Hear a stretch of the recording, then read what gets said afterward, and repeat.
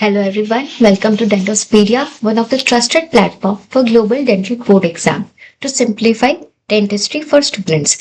And today I am going to give you a short lecture from endodontic module, that is the inflammation of the pulp.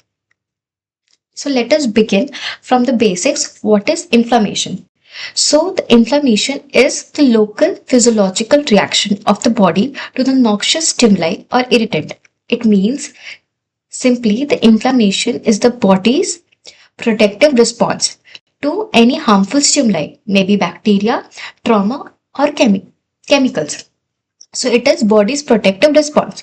But inside the pulp, this inflammation is restricted and it is dangerous because, so let us understand from the basic. In case of pulpal inflammation, the pulp goes into the vascular changes, which is first is the vasodilation, means the blood vessel inside the pulp chamber, they get dilated, they get widened, and the more blood starts to enter. And then there is increased vascular permeability, that means the fluid inside the pulp they gets leaked out and the pulp becomes swollen. So the pulp becomes swollen. And then third, it increases the intrapulpal pressure. That means this swollen pulp, because it is the pulp is inside the rigid dentine chamber and the swelling cannot expand after beyond to the level, so the pressure increases and it causes pain. So here in the diagram we know already the pulp is confined within dentine walls and this swollen pulp cannot expand after beyond level, so it causes the increase in the pressure which causes pain. So in the case of early inflammation, it's still reversible. That means a tissue can go back to normal, but in long-standing inflammation, it becomes irreversible. Coming to the symptoms of inflammation. Now the inflammation produces classical symptoms due to vascular and the cellular changes. First is the pain. The pain is caused by cytotoxic inflammatory mediators. These are the cytotoxic inflammatory communicators like bradykinin and prostaglandins. They act on the nerve ending and causes pain. Second is swelling. The swelling happens due to the accumulation of the fluid or macromolecules inside the tissue. So they get accumulated and causes swelling. Third is the redness. It is caused by increased blood flow, which is also known as hyperemia. And fourth is heat due to vasodilation, that is the expansion of the blood vessels and increased blood volume in the area. It causes heat. And lastly, there is loss of function. Inflammatory chemicals and all the swelling impair the normal movement and the function. So these are the 5 cardinal signs of the inflammation, that is pain, swelling, redness, heat and loss of function. Now coming to causes of pulpal inflammation. So what is the causes of pulpal inflammation? The most important is the bacterial cause. It is the most common cause. These bacteria through the dentinal caries, they enter into the pulp. So through the dentinal caries, these bacteria they enter into the pulp chamber.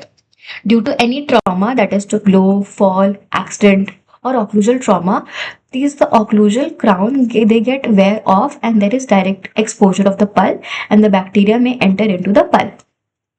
Due to any thermal stimuli, that is the cavity preparation without coolant. Without coolant, the pulp gets irritated and causes pulpal inflammation. Chemical irritants like etchants or restorative material. If the dentist thickness is very small, then the restorative material may cause any pulpal inflammation. Mechanical factors like adhesion, abrasion or deep cavity preparation. These all are very important and we have studied thoroughly later in the chapter. And these all causes pulp hyperemia, that is the increase in the blood flow.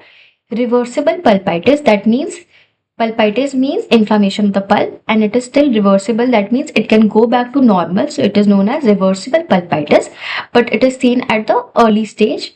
Well, there is irreversible pulpitis, that means it cannot go back to the normal and seen in the later stages. Or pulp necrosis. Pulp necrosis simply means pulp death.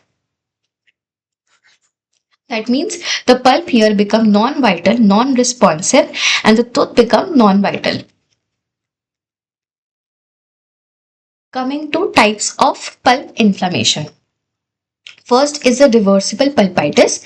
That means reversible pulpitis is mild inflammatory condition in which the tissue irritation is temporary and the pulp retains its ability to heal. That means the pulp retains the ability to get back to its normal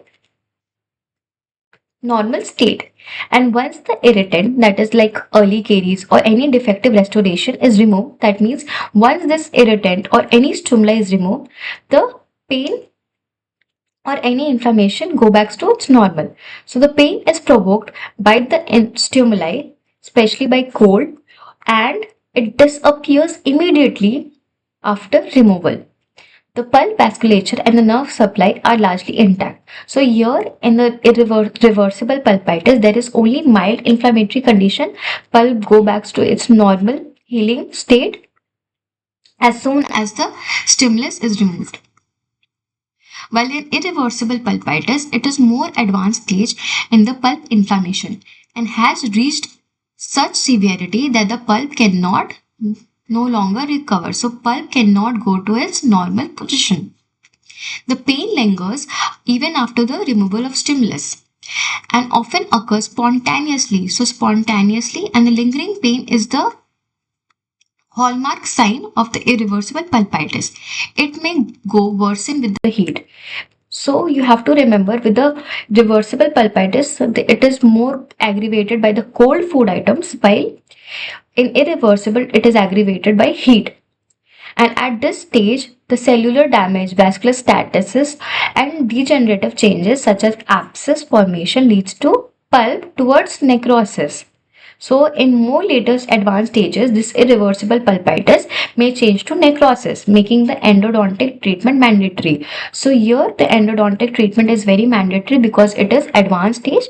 Now the pulp cannot no longer recover, and even after the removal of the stimuli, there is pain, which is a spontaneous or lingering type of pain, and worsen with the heat, hot food items, and in later stage it may go to pulp necrosis. So here root canal treatment or any endodontic treatment is mandatory. So coming to the end of the chapter, thank you so much for listening. I hope you liked the lecture video. Come back again to Dentospedia app. So download the app Dentospedia to understand more lectures. Thank you.